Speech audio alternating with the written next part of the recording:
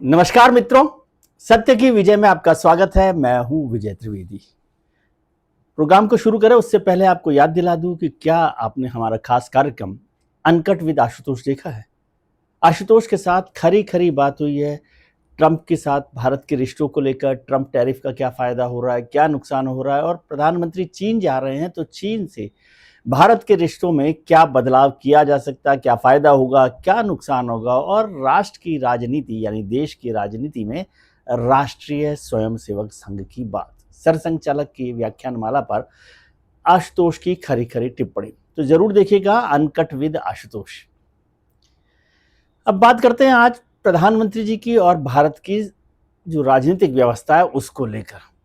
देश में लगातार कुछ ना कुछ चल रहा है। पहले पहलगाम की घटना हुई, उसके बाद ऑपरेशन सिंदूर हुआ, और उसके बाद वो चचा ट्रंप टैरिफ लेकर आ गए, 25% टैरिफ, फिर उस पर 25% पेनल्टी लगाकर।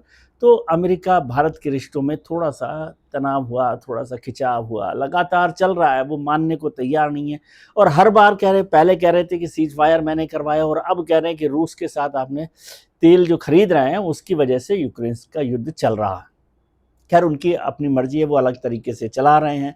तो वो एक अंतर्राष्ट्रीय स्तर पर परेशानी है टैरिफ को लेकर, उससे इंडस्ट्री को भी फर्क पड़ता है। भारत का जो एक्सपोर्ट हो रहा है उस पर भी बहुत सारी इंडस्ट्रीज पर फर्क पड़ रहा है। पाकिस्तान को लेकर एक अलग तरीके की नीति है। और अब प्रधानमंत्री गए हैं जापान, जापान से चीन जा रहे हैं, तो चीन के साथ भी बहुत अच्छी तो नहीं रही है। लेकिन अब कैसे रिश्तों को बदला जा सकता है। एससीओ की बैठक में पुतिन से मुलाकात होगी, शी जिनपिंग से मुलाकात होगी, इन सब पर चर्चा हो रही है। और इस सब के बीच में भारत, ये मुल्क क्या सोच रहा है, देश क्या सोच रहा है मौजूदा राजनीतिक स्थिति को लेकर, इस पर इंडिया टुडे और आज तक का एक ओपिनियन पोल है, mood off the nation, MOTN।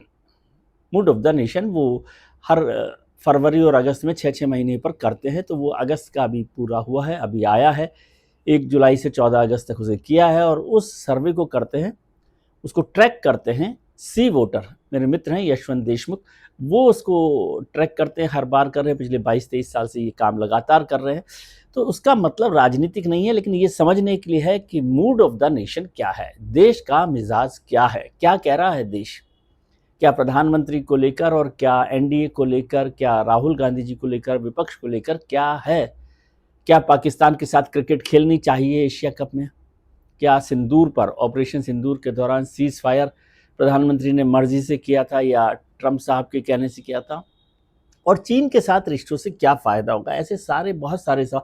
हाँ, बिहार में क्या होने वाला है इस पर भी उसमें चर्चा की गई है।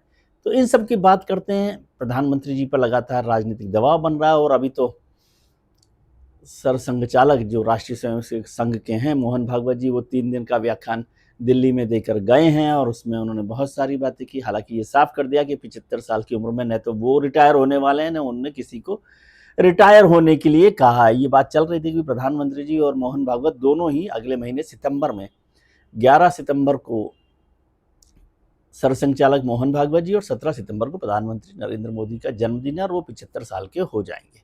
तो क्या कुछ बदलाव होने वाला है, क्या परेशानी है, उसका तो उन्होंने रास्ता साफ कर दिया।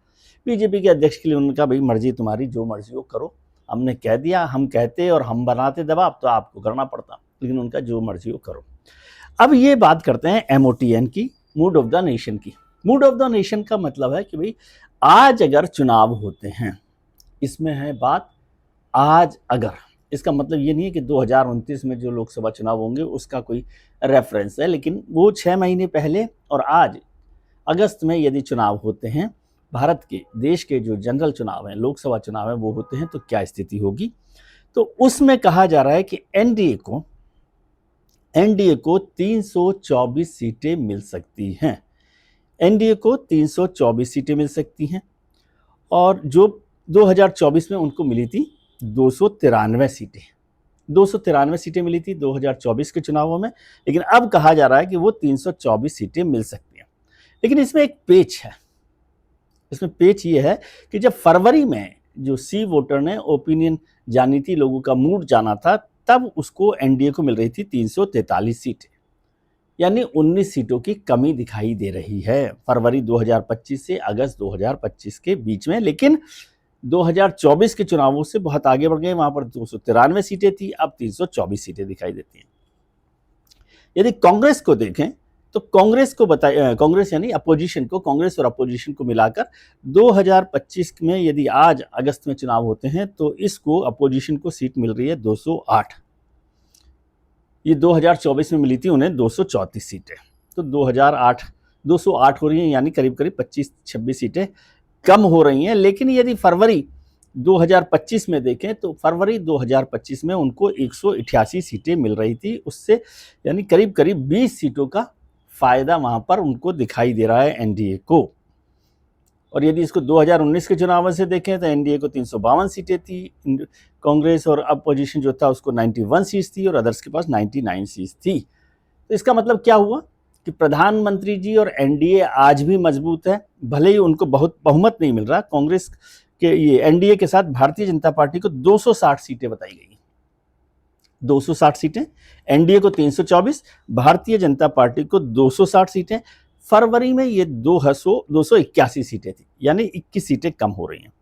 लेकिन वोट परसेंटेज देखें तो एनडीए का वोट परसेंटेज है 47% और जो 2024 में था 44%, यानी 3% का इजाफा हो रहा है, वहां पर बढ़ रही हैं। और सीट जो थी वहां पर फरवरी में थी 343 सीटें जो हमने पहले भी बताई, और वो हो गई अब 324 सीटें। कांग्रेस को देखें तो कांग्रेस के पास 97 सीट्स मिल रही हैं जो 99 थी 2024 के चुनावों में, और फरवरी में उनके पास 78 सीटें थी, यानी करीब करीब 20 सीटें बढ़ रही हैं उनके पास, और वोट परसेंटेज है 41%।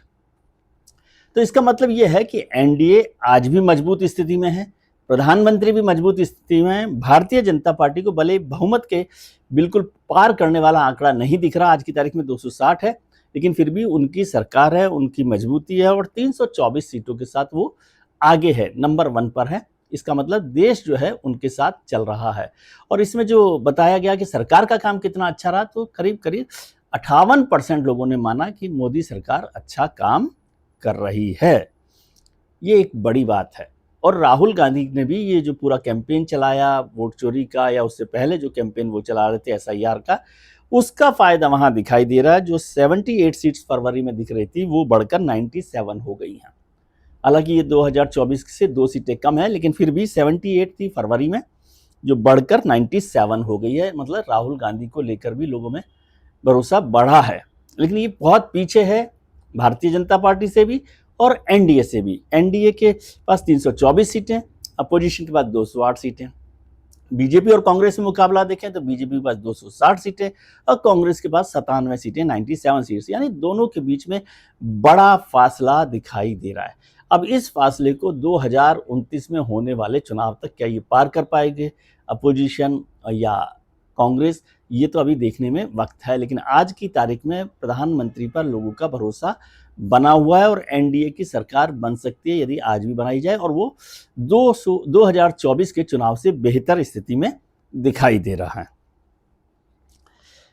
एक और बात, बिहार के चुनावों की चर्चा हो रही है। हालांकि मूड ऑफ द नेशन में वो असेंबली चुनाव की चर्चा नहीं करते, लेकिन बिहार को लेकर उन्होंने एक बात की है कि जहां एनडीए को 47% वोट मिल रहे हैं देश भर में, वहां बिहार में ये नंबर बढ़कर 50% हो रहा है। यानी बिहार में 50% लोग समझते हैं कि वो एनडीए को वोट देंगे यदि आज होता है। सीट बताई गई है 30 से 32, जो पिछली बार 30 सीटें थी, और जो इंडिया ब्लॉक है या महागठबंधन है उसके पास 8 से 9 सीटें, जो पिछली बार 9 सीटें थी। लेकिन 50% उनका वोट हो रहा है, और इंडिया ब्लॉक के पास या महागठबंधन के पास ये 44% वोट है। हालांकि पिछली बार वो 39 था, तो उनका भी 5% वोट बढ़ गया है। ये बड़े मुद्दे हैं जिन पर इसमें चर्चा की गई। अब 2-3 मुद्दों पर और मैं चर्चा कर देता हूँ। एक है मुद्दा कि सीज फायर को लेकर बड़े सवाल पूछे गए। भाई सीज फायर ट्रंप साहब बार बार कहते, 25-30 बार उन्होंने कह दिया कि क्या उन्होंने करवाया या प्रधानमंत्री ने किया। तो 31% लोग समझते हैं कि प्रधानमंत्री की मर्जी से, प्रधानमंत्री के तय करने पर सीज फायर का फैसला किया गया, जबकि बहुत करीब है 29% लोग समझते हैं कि ट्रंप के दबाव में ये फैसला किया गया। एक और बड़ा काम होने वाला है स्पोर्ट्स को लेकर, क्रिकेट को लेकर। एशिया कप शुरू होने वाला है उसमें 9 सितंबर से एशिया कप शुरू हो रहा है और 14 सितंबर को भारत और पाकिस्तान के बीच मैच है। बीसीसीआई उसकी ऑर्गेनाइजर है और अभी तक वो मैच होने वाला है, लेकिन MOTN के यानी मूड ऑफ द नेशन के सर्वे में 69% लोग 69% लोग नहीं चाहते कि भारत और पाकिस्तान का बीच कोई मैच हो। भारत के मैच पाकिस्तान के साथ नहीं होने चाहिए और ये मसला सिर्फ क्रिकेट का नहीं है। उन्होंने कहा कोई स्पोर्ट्स एक्टिविटी नहीं होनी चाहिए पाकिस्तान के साथ, ये 69% लोग कह रहे हैं। बड़ी बात है, लेकिन अभी तो फैसला बीसीसीआई को करना है या सरकार को करना। बीसीसीआई ने तो कर ही लिया है कि भाई हम साथ साथ खेलेंगे। हमने तय किया था कि बायलैटरल नहीं खेलेंगे, मल्टीलैटरल जो मल्टी कंट्री जो इवेंट्स होगी उसमें साथ देंगे। एक चीज़ और, प्रधानमंत्री जी गए हैं चाइना, कल पहुंच रहे हैं, तो लोगों से पूछा गया भाई चाइना के साथ यदि रिश्ते बढ़ाए जाते, बेहतर किए जाते तो क्या फ़ायदा होगा। तो 57% लोग 57% लोग मानते हैं कि इससे जो हमारे बॉर्डर इश्यूज़ हैं वो सॉल्व होंगे और रिश्ता मजबूत होगा। अब प्रधानमंत्री जी वहाँ पर बैठक करेंगे शी जिनपिंग के साथ भी और पुतिन के साथ भी होने वाली है, तो उससे क्या निकलेगा ये तो हम बाद में देखेंगे। लेकिन अभी जनता की राय ये है, कुल मिलाकर मोटी राय ये, यदि आज चुनाव होते हैं तो फिर से चौथी बार नरेंद्र मोदी प्रधानमंत्री बन सकते हैं। एनडीए की सरकार बहुत ज़्यादा मजबूत होकर बन सकती है। विपक्ष जो है थोड़ा सा मजबूत हुआ है, लेकिन उनका एनडीए से बहुत मुकाबले में फासला बहुत है। कांग्रेस और बीजेपी में भी फासला बड़ा है सीटों के अंदर, तो मुश्किल काम है। लेकिन इसका मतलब ये नहीं है कि 2029 तक कुछ बदल नहीं सकता। यदि आज चुनाव होते हैं तो ये स्थिति है। तो आज के लिए इतना ही। आप अपना ख्याल रखिए और उनका ख्याल रखिए जो आपका ख्याल रखते हैं। अपने मित्रों, परिजनों, रिश्तेदारों के साथ खुश रहिए, मस्त रहिए, व्यस्त रहिए, स्वस्थ रहिए। नमस्कार, प्रणाम, आभार।